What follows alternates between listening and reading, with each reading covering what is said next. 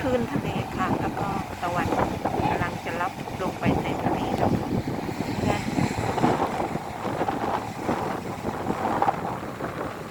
คลื่นแรงมาก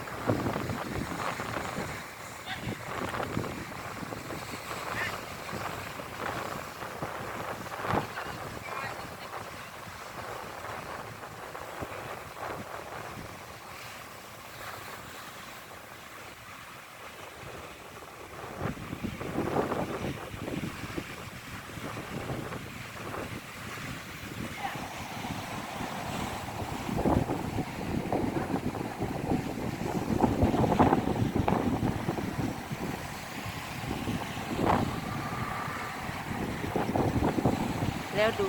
ดูวันนี้คนมาดูเยอะนะคะค่ะถ่ายให้ดูคนนะคะดูเยอะเลยค่ะขึ้นมาดูกันเยอะเลยนะคะ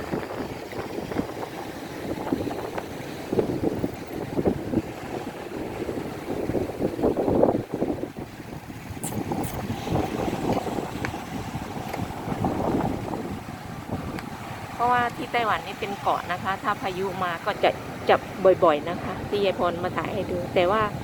นี่คือว่าเขาไม่เข้าโดยตรงทางที่ยายพรอยู่นะคะที่เขาส่ง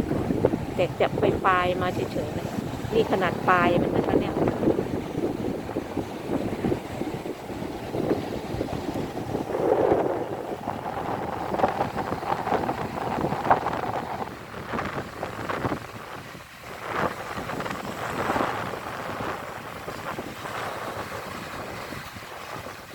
แต่ก่อนเขามาถ่ายให้ดูบ่อยๆนะคะวันนี้แรงมาก